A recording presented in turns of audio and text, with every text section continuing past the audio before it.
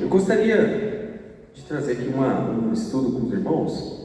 Eu gostaria que os irmãos abrissem a Bíblia ali, a gente vai estar falando ali em 2 Reis. 2 Reis, que é um livro que basicamente fala de alguns reis e seus reinados, né? Mas tem uma outra história que está inserida ali em 2 Reis, que não tem a ver com nenhum rei, não tem a ver com nenhum reinado. A gente está aproveitando aqui o Dia das Mães, que foi domingo passado, e vamos falar uma história sobre uma mãe também. 2 Reis, no capítulo 4, tá? Deixa aí aberto que a gente vai estar lendo em alguns momentos. Essa história que a gente vai trazer, esse estudo que a gente vai trazer na noite de hoje, fala de uma pessoa que nem tem o seu nome revelado na Bíblia, né? Ela é conhecida como Sunamita. Então, e mesmo não tendo o nome dela, a história bem comovente mostra um exemplo de superação, um exemplo de fé. E que ela teve um sonho ali e ela foi atrás daquele sonho e não deixou ele morrer. Acontece essa história aproximadamente entre 874 ou 782 anos antes de Cristo, né? É uma época ali, se a gente vai vendo o livro de Reis todo, ele vai falando da divisão dos reinos, o reino do norte, o reino do sul. No próprio segundo livro de Reis, já no começo ali, quando Salomão morre, e daí começa as divisões ali dos reis, né? Então, o nome dessa mulher, como ela ficou conhecida na Bíblia, que não falou o nome, né? Mas o título que está aqui, Sunamita, é porque ela vive numa cidade que chama Sunem.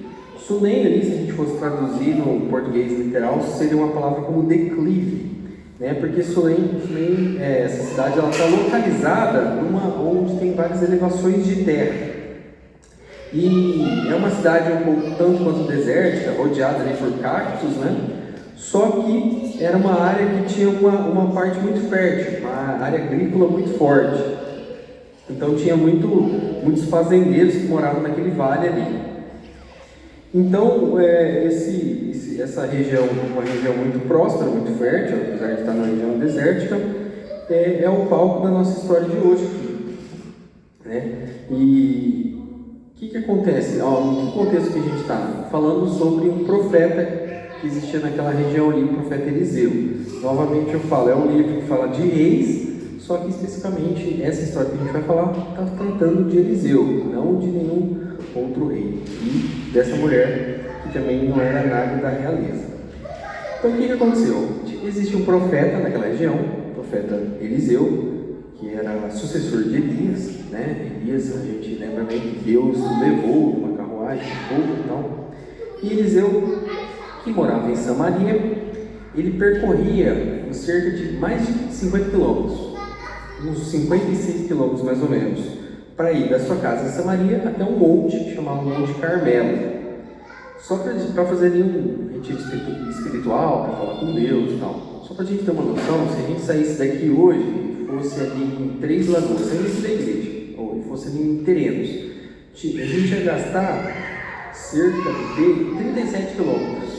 Então, ele ainda não ia chegar nessa peregrinação que ele fazia, que era quase que uma ida e volta em Terenos, mais ou menos assim, quase uns 60 quilômetros.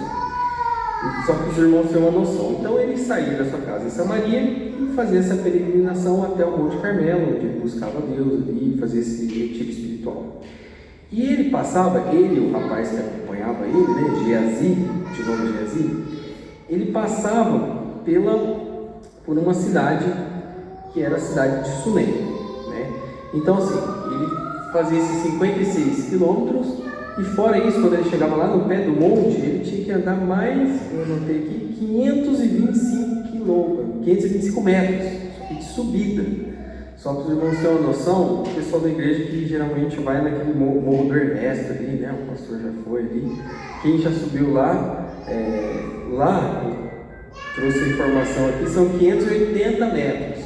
Então é mais ou menos como se você subisse no Morro do Ernesto aqui em Campo Grande, era mais ou menos uns 525 metros do Monte Carmelo. Então, além de percorrer a distância, ainda chegava lá, tinha toda a parte da subida, né? E passando ali por Sunem, eles tinham que passar por Sunem para chegar nesse monte. Eis que essa mulher, conhecida como Sunamita, ela observou aquele homem de Deus passando ali. Então ela observou o profeta e o seu discípulo, que sempre passavam ali para fazer a peregrinação, sempre passavam ali aos arredores da cidade. Então, qualquer um ali da cidade poderia ter visto isso, né? Poderia ter visto que tinha um homem de Deus ali, indo para o monte fazer uma oração. Já era um profeta até conhecido na região, e ele estava indo lá para quê? Para orar e para buscar o favor de toda a nação, de todo o povo. Então, todo mundo poderia ter olhado ali a situação dele e tentado de alguma forma ajudar, né? Novamente a gente falou que era uma terra boa, uma terra fértil, tinha muitos fazendeiros, mas ninguém faz isso senão essa mulher que a gente está falando aqui, conhecida como Sunamita. Então, ela fez o seguinte, aí a gente vai pegar nossas Bíblias e vamos sim, os irmãos já deixaram aberto em 2 Reis 4. Vamos ler o versículo 8.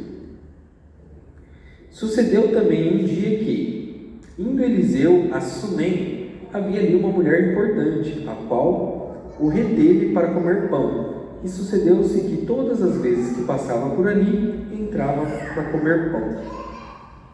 Então, nesse primeiro momento, ela viu ali o homem de Deus e falou assim, convidou-o, né, para entrar na sua casa e fazer uma refeição ali, se alimentar.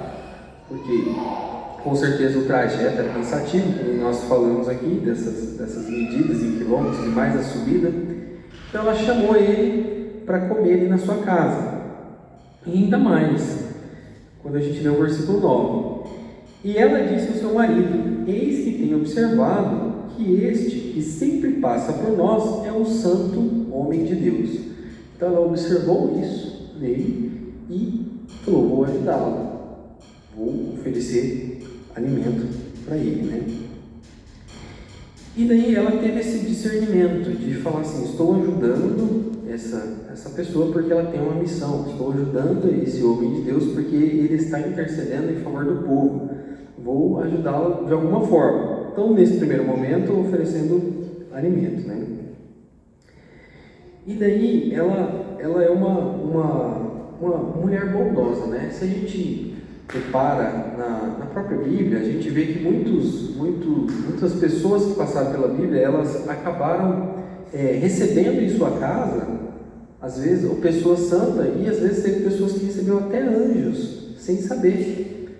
A gente pode lembrar, por exemplo, da história de Ló, que recebeu anjos em sua casa, né? Sem saber que eram anjos, mas saber que eram pessoas santas ali, recebeu em sua casa. O próprio Abraão, quando teve a notícia do nascimento do seu filho, recebeu anjos em sua casa. Então, assim, a bondade das pessoas ali, no caso dessas pessoas que a gente falou, estava em querer ajudar alguém, né? Mas e às vezes, sem perceber, estavam recebendo pessoas santas na sua casa e até anjos.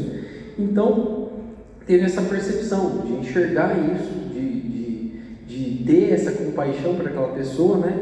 E tentar, no caso aqui, tentar ajudar de alguma forma a obra que eles estavam fazendo ali. E vamos continuar aqui no versículo 10. Não só contente em ajudar com alimentação, no versículo 10 ela fala o seguinte para o seu marido, né? Façamos-lhe, pois, um pequeno quarto junto ao muro, e ali ponhamos uma cama, uma mesa, uma candeia e um candeeiro, uma cadeira, né, e um candeeiro. E há de ser que, vindo ele a nós, para ali se recolherá. Então, olha só, não contente só em alimentá-lo, ela ainda constrói na sua casa um quarto ali, completo, né, com cama, cadeira, candeeiro, para quando ele estivesse passando por ali, ele pudesse deitar, descansar, estudar ali, né, na mesa e na cadeira, se alimentar, e partir para o seu caminho. Então, nesse momento, o que ela faz? Ela faz uma atitude de amor, mas com os seus bens materiais. Ela emprega ali um certo recurso, porque construção, a gente sabe que custa dinheiro, a construção é cara, a gente está construindo aqui na igreja, a gente sabe disso, ou quem já construiu em casa sabe disso. Então ela usa dos seus recursos financeiros para construir um quarto ali, um local onde aquele homem pudesse descansando, né? Então, de uma certa forma, ela já percebe que ele é um homem de Deus e ela quer ajudar no trabalho dele. Então, ela, além de oferecer alimentação, agora está oferecendo abrigo. Então, ó, na casa ali, provavelmente um piso superior, tinha uma escada por fora, né, que acessava esse piso superior, e ela constrói ali um cômodo em cima. É mais fresco, menos barulhento, né? Porque tira o barulho da rua ali da casa dela, e onde ele pudesse ficar ali mais livremente, estudando, meditando e até descansando. Pois bem, vamos continuar aqui na nossa leitura, no versículo 11. E sucedeu-se que um dia ele chegou ali e recolheu-se àquele quarto e se deitou. Então disse ao seu servo Geazi: chama essa sunamita. E chamando-a ele, ela se pôs diante dele. Porque ele tinha falado a Geazi, disse-lhe: eis que tu nos tem tratado como todo o desvelo. Que se há de fazer por ti? Haverá alguma coisa de que se fale por ti ao rei ou ao capitão do exército? E ela disse: eu habito no meio do meu povo.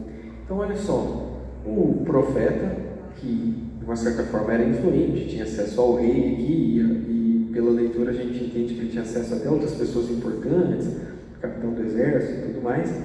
Ele pergunta para ela: olha, você está me ajudando aqui, está ajudando a gente, recebendo agora com esse cômodo, você quer que eu faça alguma coisa, que eu intercedo alguma coisa por ti, que eu fale para o rei? Imagina assim a oportunidade que ela teve ali, né, de intervir. Muito provavelmente não era fácil, o rei não era uma pessoa de fácil acesso, e ele tinha acesso ao rei e falou: você quer que eu faça alguma coisa para você? Você quer que eu fale com o rei? Quer que eu fale com o capitão do exército? E ela simplesmente falou: não, eu estou em paz, eu estou tranquila, né? Então, o primeiro ponto a gente vê essa simplicidade dela. Ela poderia aproveitar esse momento para pedir alguma coisa e tal, e ela simplesmente não quis, ela só estava ali querendo ajudar. Então, aí que vem o versículo 14. Então disse ele: o que se há de fazer por ela? E Geazi, que é o rapaz que estava acompanhando Eliseu, né, uma espécie de pupilo ou de ajudante ali, disse: ora, ela não tem filho e seu marido é velho.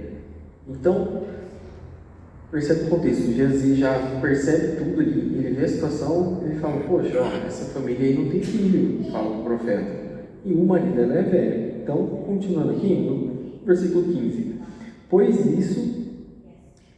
disse ele: chama, e chamando-a ele, ela se pôs à porta. E ele disse: a este tempo determinado, segundo o tempo da vida, abraçarás um filho. E segundo ela, e disse ela: não, meu senhor, homem de Deus, não mintas a tua serva. E versículo 17: e concebeu a mulher e deu à luz a um filho no tempo determinado, no ano seguinte, segundo Eliseu dissera. Então a gente não conhece o contexto da história dessa mulher, né?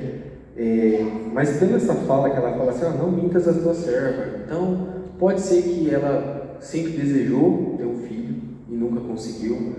Pode ser que ela sempre foi um sonho dela ter esse filho, e como o marido dela foi avançando em idade, ela nunca conseguiu ter esse filho. Quando Eliseu vem com essa promessa para ela, que ela teria um filho, ela já fica retraída, fala: não, por favor, não iluda a sua serva, né? Não minta para mim, não me iluda, porque muito provavelmente eles devem, como a gente viu que eram pessoas até que tinham um certo poder financeiro, provavelmente deveriam ter gastado algum dinheiro com isso, tentado ver médicos e outras situações para tentar ter um filho e não conseguiram. Então, nesse momento ela fica surpresa, fala: não, por favor, não me engane, não me iluda.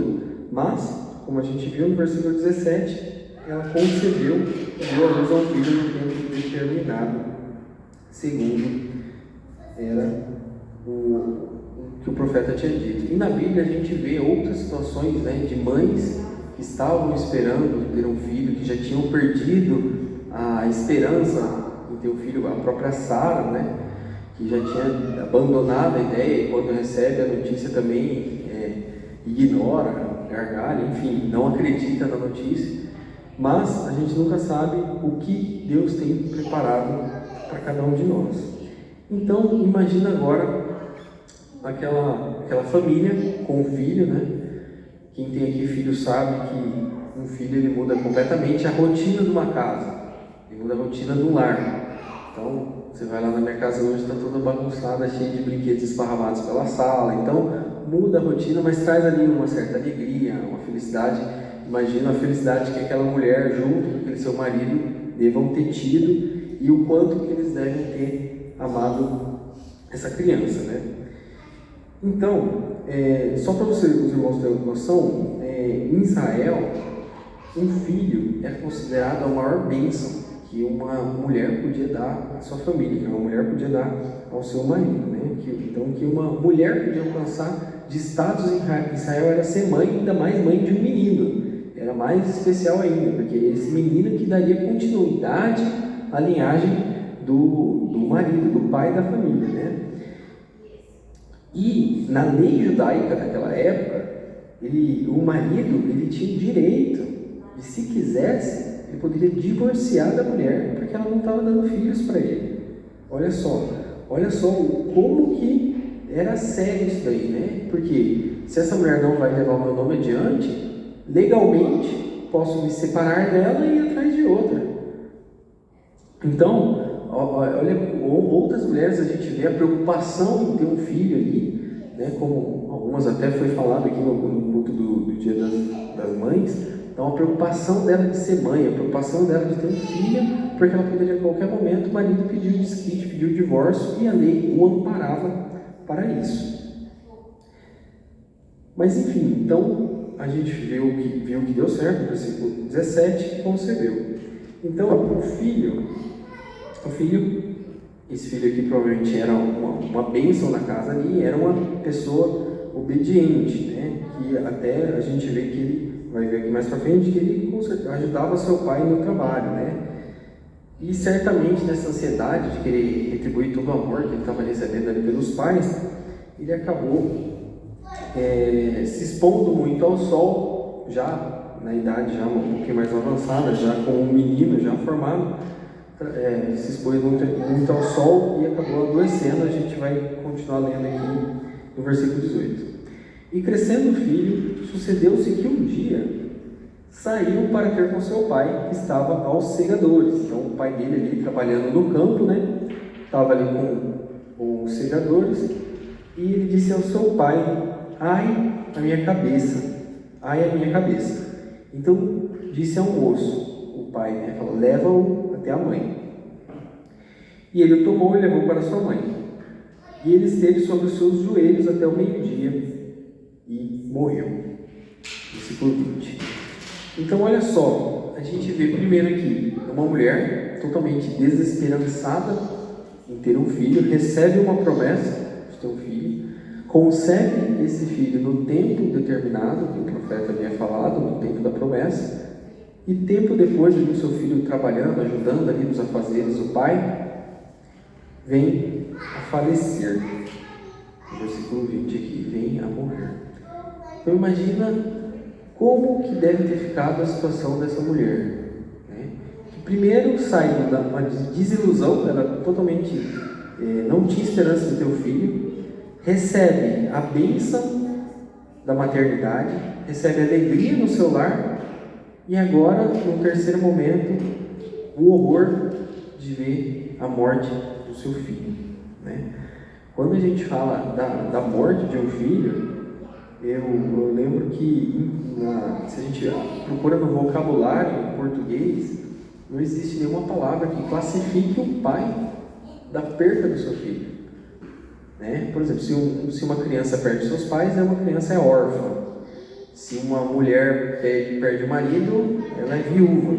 Mas você não acha uma palavra que descreva um pai que perde seu filho. Não tem uma palavra para isso, porque não é natural, não é da natureza que um pai perca seus filhos. Muito pelo contrário, que o pai crie seus filhos cresçam e envelheçam, daí os pais faleça e o filho continue tendo seus outros filhos e assim por diante. Então, se você procura ali na nossa gramática, em português não existe essa palavra, porque não era natural.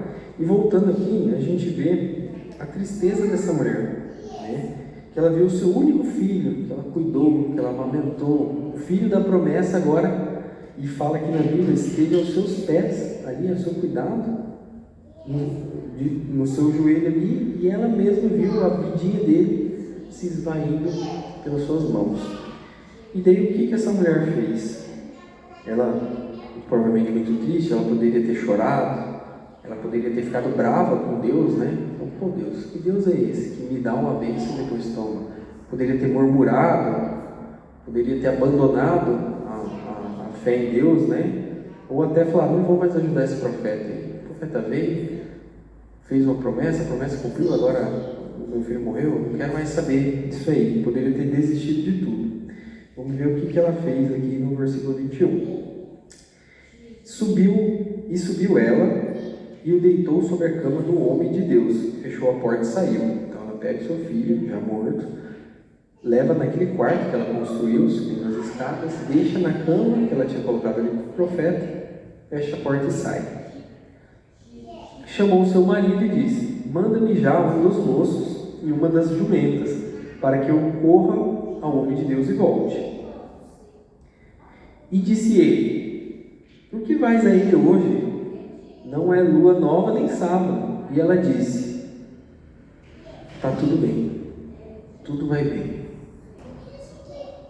E foi. Então pegou a jumenta, né, e disse ao seu servo: guia e anda, e não te detenhas no caminho, senão quando eu te disser. Partiu ela, pois, e foi ao homem de Deus, no Monte Carmelo. E sucedeu-se que, vendo o homem de Deus de longe, disse a Geazi, seu servo: eis aí a sunamita. Agora, pois, corre ao encontro e diz-lhe: vai bem contigo? Vai bem com seu marido? Vai bem com seu filho? E ela disse: vai bem. Então, o que acontece nesse momento aqui? O marido fica sem entender, por que ela está indo lá no monte, né? Porque ela está indo encontrar o profeta. Está acontecendo alguma coisa? Ela falou: não, está tudo certo. E daí Eliseu olha ela de novo e fala lá para o moço, o Geazi: falou, Geazi, olha lá, a sunamita está vindo aqui no monte, vai lá, pergunta se está tudo certo, o que aconteceu. Geazi chega lá primeiro, fala: está tudo bem? Está precisando de alguma coisa? Ela falou: não, está tudo certo, está tudo bem. Então, olha só, mesmo diante da morte do seu filho, ela não temeu, ela não se desesperou, ela não murmurou, ela simplesmente creu. Ela creu na promessa, ela acreditou que aquele filho era o filho da promessa e que Deus não deixaria nada de ruim acontecer com ele. Isso aqui nos faz lembrar a história de Abraão, por exemplo, né? Quando Abraão está ali com Isaac e Deus manda ele ir ao monte e fala: vai lá e sacrifica seu filho. E o filho fala: pai, nós estamos aqui indo para o monte, estamos com a lenha, estamos com fogo, mas e cadê o sacrifício? E o que Abraão fala para ele? Deus vai prover, Deus vai prover, está tudo certo, vamos lá que vai dar tudo certo. E na história de Abraão, como nessa história aqui, Deus de fato proveu. Então, o que acontece? Continuando aqui a leitura, vamos ver mais adiante. Partiu ela, pois, e foi ao encontro de homem de Deus, no Monte Carmelo, né? E daí Geazi pergunta se está tudo bem, e ela fala que sim. No versículo 26, agora, pois, corre-lhe ao encontro e diz-lhe: vai bem contigo? E ela fala que sim. 27, chegando ela, pois, ao homem de Deus, ao monte, pegou-o nos seus pés, mas chegou Geazi para retirá-lo. Disse, porém, o homem de Deus: deixa, porque sua alma está triste de amargura, e o Senhor me encobriu e não me mostrou. Nesse momento aqui, interessante que Eliseu, ele trata ali totalmente como verdade. Sendo homem de Deus que era, ele não recebeu nenhuma revelação de Deus ali, e ele deixa isso explícito: deixa ela, Geazi, que o Geazi tentou tirar ela ali do pé dele, que ela chegou se prostrando já aos pés do profeta. O profeta falou, não, deixa ela, eu já vi que ela está amargurada, mas Deus não me revelou nada, vamos ver o que está acontecendo. E ela pergunta assim, pedi eu ao Senhor algum filho? Não disse eu, não me enganes? E ele disse, daí ele já entendeu o que poderia ter acontecido. E ele disse a Geazi, cinge os teus lombos, toma o meu cajado na sua mão e vai. Se encontrares alguém, não o saúde, e se alguém saudar, não lhe responda. E põe o meu cajado sobre o rosto do menino. Nesse momento, apesar de Deus não ter falado com Eliseu o que tinha acontecido, ele já entendeu de que situação se tratava ali, por que aquela mulher estava ali. E mandou Geazi ir na frente e colocar o cajado sobre o rosto do menino. 30. Porém disse a mãe do menino, vive o Senhor e vive a tua alma, que não te hei de deixar. Então ele se levantou e a seguiu. Então naquele momento, Eliseu falou, não, o Geazi vai lá e vai colocar o meu cajado. E a mulher de Deus falou, não, eu não vou te deixar. Daí ele não teve outra alternativa, senão ter ido com ela. Versículo 31. Geazi passou adiante deles e pôs o cajado sobre o rosto do menino, porém não havia nele voz nem sentido. E voltou a encontrar com ele e trouxe o aviso, dizendo, o menino não despertou. Então Geazi saiu correndo na frente, chegou lá na casa, entrou no quarto, colocou o cajado e ficou esperando ali, viu que não aconteceu nada, saiu correndo de volta ao encontro do profeta, né? Falou, o menino ainda está dormindo. E chegando a Eliseu àquela casa, eis que o menino jazia morto sobre a sua cama. Então ele entrou e fechou a porta sobre os ambos e orou ao Senhor. E subiu à cama e deitou sobre o menino, e pondo a sua boca sobre a boca dele, e os seus olhos sobre os olhos dele, e a sua mão sobre as mãos dele, se estendeu sobre ele, e a carne do menino aqueceu. Depois desceu, andou naquela casa de uma parte para outra, e tornou a subir. E se estendeu sobre ele. Então o menino espirrou 7 vezes e abriu os olhos. Então Geazi chamou Geazi e disse, chama a Sunamita. E chamou-a, vendo, e veio a ele e disse, toma o teu filho. Então ela, e entrou ela e se prostrou aos pés e se inclinou à terra e tomou o seu filho e saiu. Então o que a gente vê nessa história aqui? Primeiro, a perseverança dessa mulher, que ela não desistiu do seu sonho, não desistiu do seu filho, e ela foi atrás, não desesperou, não murmurou, não ficou chorando e gritando. Ela falou, não, eu vou lá, vou atrás do profeta, porque se foi Deus que me deu, Deus há de me restituir. E foi atrás, e trouxe o profeta até ela. Segundo ponto, que a gente vê lá em Mateus 7,7, Deus fala, pedi e dar-se-vos-á, buscai e encontrareis, bati e abrir-se-vos-á. Então na própria palavra de Deus fala, se a gente buscar, a gente vai encontrar. Se a gente bater, a porta vai se abrir. Se a gente pedir, Deus vai nos atender. Então nesse momento ela não desesperou, ela não entregou-se à derrota, muito pelo contrário, ela foi atrás e ela buscou e ela encontrou aquilo que ela precisava. E mais interessante ainda foi quando ela, no caminho indo para lá, ela não chegou alarmando todo mundo, não contando para todo mundo o que tinha acontecido. Ela falou, não, está tudo bem. Isso me lembra o versículo de Mateus 6, que fala o seguinte, ora o teu pai que está em secreto, e o teu pai que vem em secreto te recompensará publicamente. Então isso aqui eu tiro tanto da experiência dela, que foi lá com o pedido dela até o profeta, ou seja, até a Deus ali, em vez de sair esparramando aquilo ali, não foi lá no secreto, conversou com o profeta, tanto quanto o próprio profeta, que fecha a porta do quarto ali e ora para Deus ali, naquele momento, em intimidade com Deus, ele e aquele jovem morto, ele vai lá e ora e Deus restitui. Então, Tal como o profeta fez aqui, trazendo vida a uma criança morta, nós, nos dias de hoje, podemos também trazer vida, mas num contexto de morte espiritual, no contexto que às vezes a gente está aqui na igreja mesmo, ou na sua casa, no seu bairro, enfim, no local que você vive e você frequenta. Às vezes tem uma pessoa que está do seu lado ali que também está numa situação de morte espiritual, e ela precisa que você venha e aqueça ela novamente. Ela precisa que você venha e ore por ela, que você fale de Deus para ela, que você traga ela de volta para a luz de Deus, que você que você acabe com essa morte espiritual dela.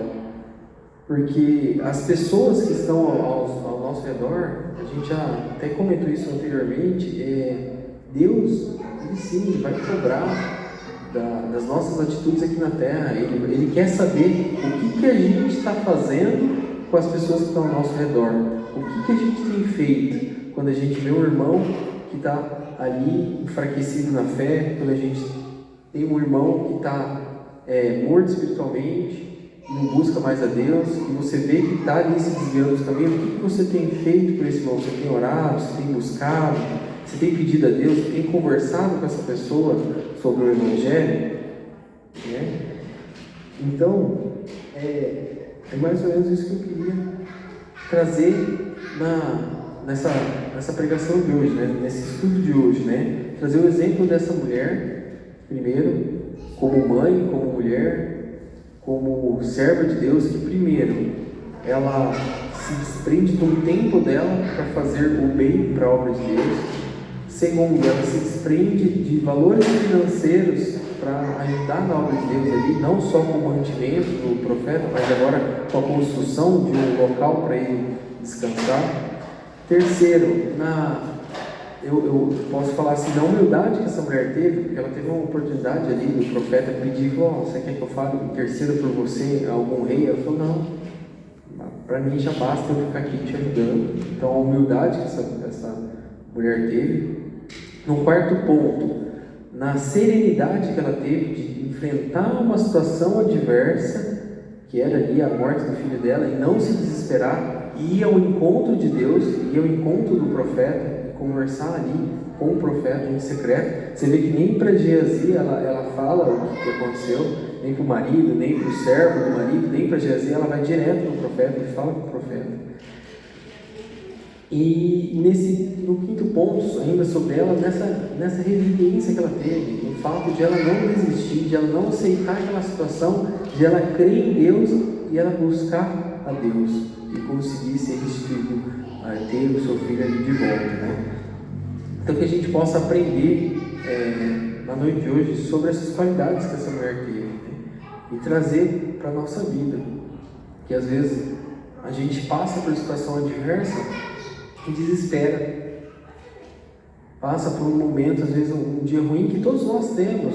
Jesus mesmo fala, no mundo tereis aflições. Então ele não fala que no mundo vai ser tudo perfeito, aceita como Senhor e Salvador da sua vida e que vai dar tudo certo. Não, no mundo você vai ter aflição, mas tende o quê? Bom ânimo. Mas fique de pé, ergue a cabeça, fica tranquilo, porque se anima, porque eu venci o mundo. Então, se o mundo está contra você, você está com alguém que já venceu o mundo. Amém. Então, traz isso para a sua vida. Deixa Jesus não ser só o Senhor, ser, além do Senhor Salvador da sua vida, ser o direcionador dos seus passos, que você possa entregar o seu caminho totalmente nas mãos do Senhor, que o Senhor guie cada passo que você der, porque o centro da vontade de Deus é a perfeição dele na nossa vida. É o que tem mais de perfeito, é o que tem mais de bom e agradável para nossas vidas. Então, que a gente possa pegar esse exemplo dessa mulher, dessa mãe aqui, que a gente possa confiar em Deus, confiar o nosso caminho em Deus e ficar tranquilo, porque Deus tem o melhor para cada um de nós. Amém? Então, Amém. isso que eu queria trazer na noite de hoje. Eu vou convidar os irmãos para a gente fazer uma oração. Fiquemos de pé. Senhor, nosso Deus, nosso Pai, graças te damos, Senhor, por estarmos aqui na sua casa. Aleluia, para louvar e para engrandecer o seu nome, Pai.